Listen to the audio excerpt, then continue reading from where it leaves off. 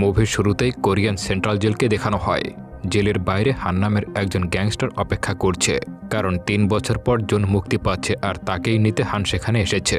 আসলে জেলে থাকাকালীন তাদের দুজনের মধ্যে খুব ভালো বন্ধুত্ব হয়েছিল। জনকে আসতে দেখে হান ভীষণ আনন্দ নিয়ে তার দিকে ছুটে যায়। এরপর সে জনকে নিয়ে সরাসরি তার বসের সঙ্গে দেখা করতে চলে আসে। তার বসের নাম মিস্টার কু। মিস্টার কু একজন ফিশ ডিলার, কিন্তু এই ব্যবসার আড়ালে সে সব ধরনের অবৈধ ব্যবসার মাধ্যমে এখন আন্ডারওয়ার্ল্ডের ডন হয়ে উঠেছে। এখানে মিস চুনসুক নামের এক নারী পুলিশ অফিসারকে দেখানো হয়। সে অনেক বছর ধরে এই কুয়ের গ্যাংয়ের পেছনে পড়ে আছে। সে কুকে হুমকে দিয়ে বলে যদি কোনোদিনও প্রমাণ হাতে আসে তাহলে সবকটাকে জেলে ঢুকিয়ে দেব, কিন্তু কু এসব হেসেই উড়িয়ে দেয়। ঠিক তখনই জন আর হান সেখানে এসে হাজির হয়।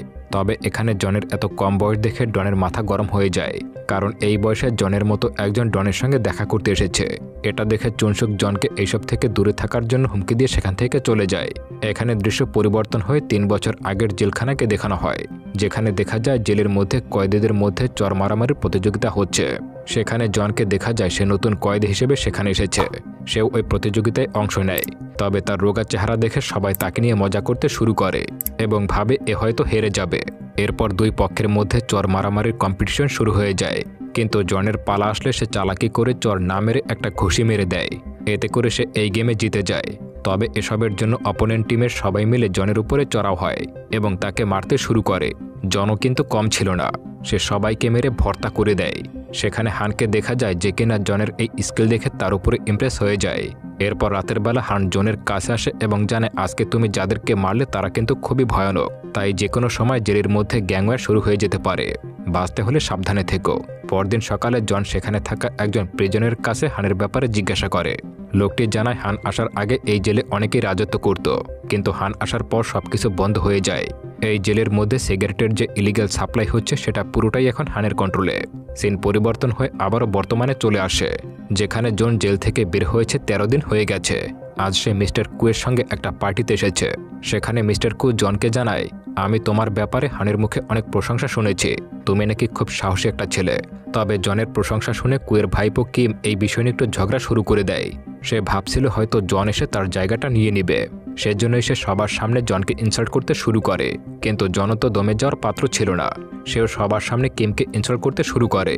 এইসব দেখে মিস্টার কু রেগে গিয়ে সবার সামনে কিমকে একটা চর মেরে দেয়।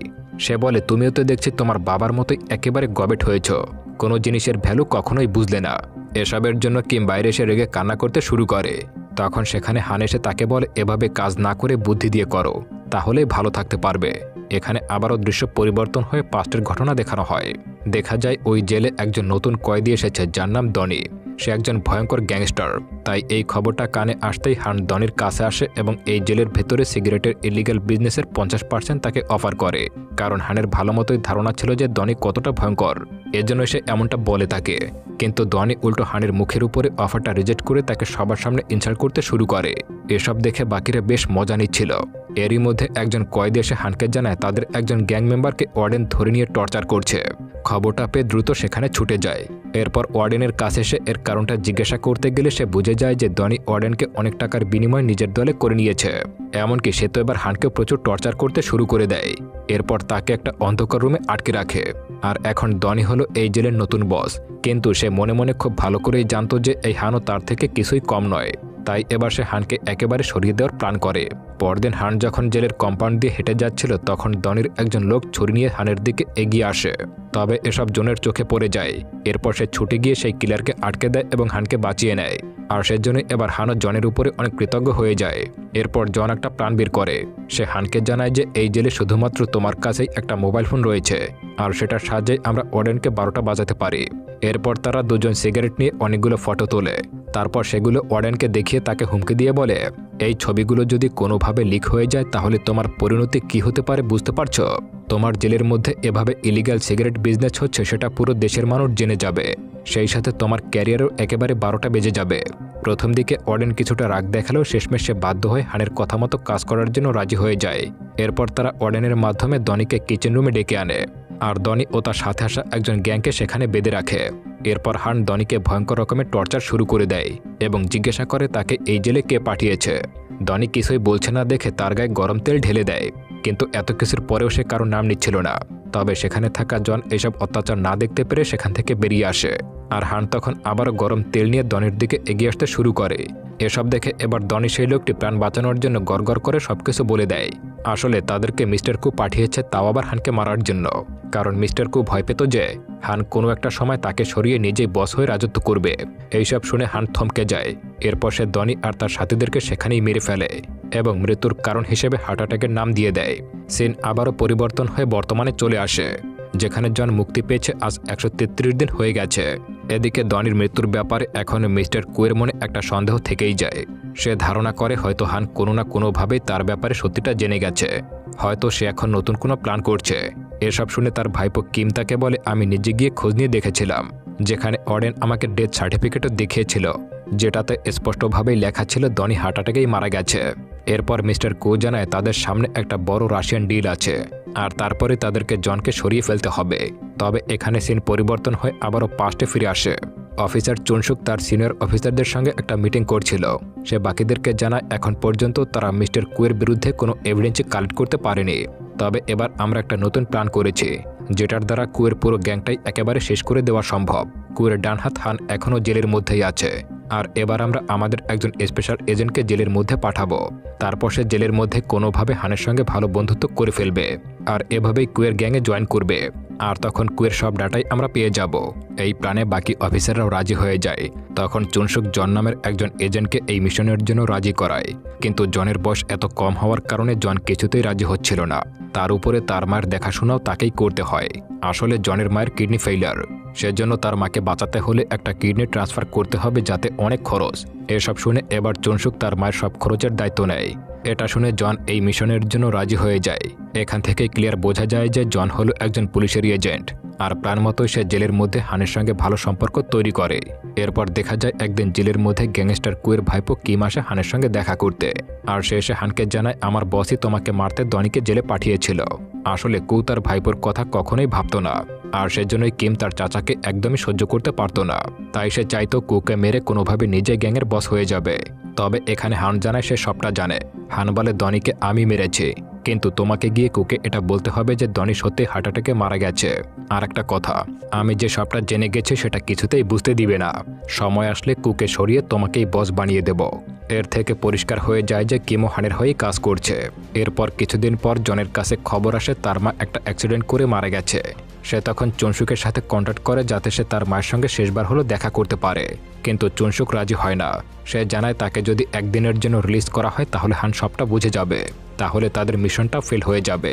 এবার জন উপায় না পেয়ে চুনসুককে থ্রেট দিয়ে বলে তাকে বের না করা হলে সে হানকে সবটা জানিয়ে দেবে, কিন্তু এতেও কোনো কাজ হয় না।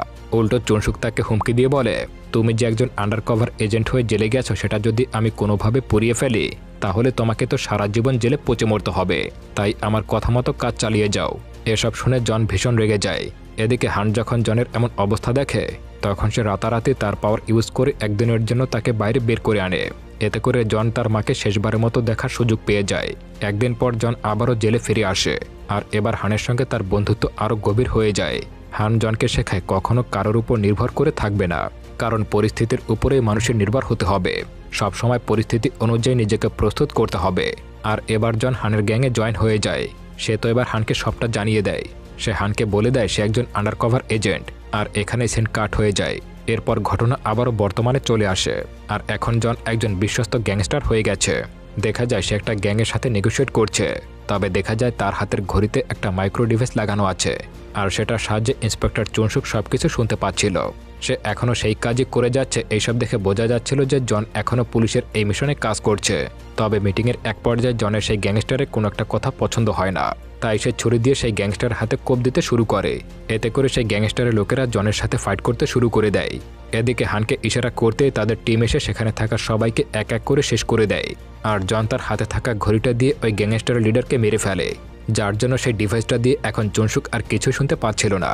এরপর একদিন একটা ক্লাবের বাইরে চুনসুকের একজন লোক জনের সঙ্গে দেখা করতে আসে, আর তাকে এবারও একটা ঘড়ি দেয়। কিন্তু ঠিক সেই মুহূর্তে সেখানে হান চলে আসে। অন্য একজনের সাথে জনকে দেখে হানের কিছুটা সন্দেহ হয়। জন জানায় সে এখানে প্রস্রাব করতে এসেছিল। সে ওই লোকটাকে চেনে না, কিন্তু লোকটা তাকে ডিস্টার্ব করছিল। এটা শুনে হান সেই লোকটাকে ভীষণ মারধর করে, কিন্তু এতেও হানের সন্দেহ যাচ্ছিল না। এরপর সে লিফটের মধ্যে বসে জনকে ভালো করে তল্লাশি করতে শুরু করে, কিন্তু কোনো কিছুই খুঁজে পাচ্ছিল না।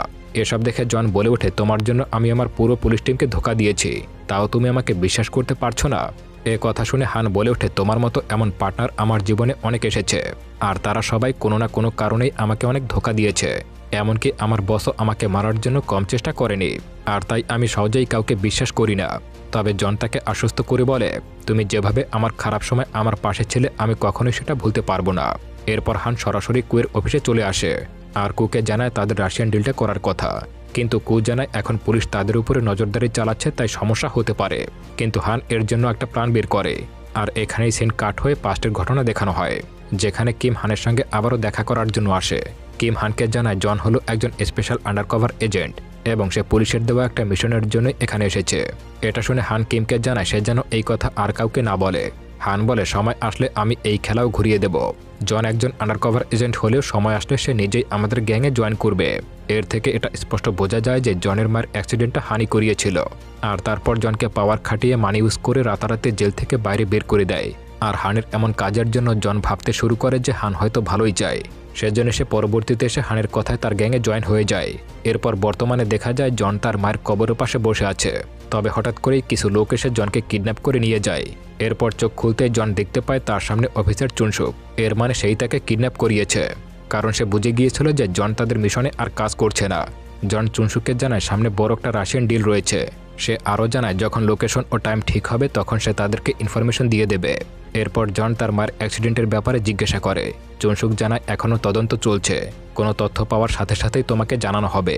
কিন্তু দেখা যায় 1 বছর আগে চুনসুক ইনভেস্টিগেশন করে জানতে পারছিল যে হানি জনের মায়ের সেই অ্যাক্সিডেন্টটা করিয়ে দিয়েছিল। তবে সে এই কথা এখনও জনকে জানায়নি, কারণ জন তখন প্রতিশোধ নিতে গিয়ে মিশনটাই নষ্ট করে দিতে পারে। এরপর সেই ডিলের দিন আসে, তখন জন ডিলে লোকেশন আর সময়টা খামে করে চুনসুকের কাছে পাঠিয়ে দেয়। এরপর চুনসুক তার বিশাল ফোর্স নিয়ে সেই লোকেশনে চলে যায়। সেখানে এসেই চুনসুক সবাইকে অ্যারেস্ট করে নিয়ে নেয়, কিন্তু সার্চ করলে তারা তেমন কিছু খুঁজে পায় না, কেবলমাত্র সেখানে সেক্স টয় ছিল। এইসব দেখে তখন গ্যাং মেম্বাররা চুনসুকের উপরে হাসাহাসি করতে শুরু করে। এদিকে জন আর হানকে দেখা যায় তারা অন্য একটা লোকেশনে গিয়ে সেই রাশিয়ান মাফিয়াদের সঙ্গে ডিল করছে। আসলে তারা দুজনে মিলে পুলিশদেরকে ধোঁকা দিয়েছে, যেটা থেকেই স্পষ্ট হয়ে যায় যে জন এখন পুরোপুরি এই গ্যাংয়ের হয়ে কাজ করছে এবং হানের জন্যই সে কাজ করে যাচ্ছে। তবে এই ডিলটা হয়ে যাওয়ার সাথে সাথে সেখানে হান আর জন মিলে মিস্টার কুশাও সেখানে আসা সব রাশিয়ান গ্যাংকে একেবারে নিশ্চিহ্ন করে ফেলে, আর সেখানে কিমও তাদের দলেই ছিল। এদিকে জন তার মায়ের মৃত্যুর ব্যাপারটা সত্যি করে জানার পর আবারও পুলিশের সঙ্গে কাজ করার সিদ্ধান্ত নেয়। এরপর সে হানকে ফাঁসানোর প্ল্যান করে। সে হানকে কল করে জানায় আমাদের মধ্যে এমন কেউ আছে যে কিনা আমার আন্ডারকভার হওয়ার খবরটা পুলিশকে জানিয়েছে, এমনকি আমি যে এখন তোমার হয়ে কাজ করছি সেটাও পুলিশ জানে, আর সে কারণেই পুলিশ এখন আমাদের ডিলে লোকেশন ট্রেস করে নিচ্ছে। এদিকে হান তো ভালো করেই জানতো কিম ছাড়া একথা আর কেউ জানে না। জন হানকে পুরনো আড্ডার জায়গায় আসতে বলে।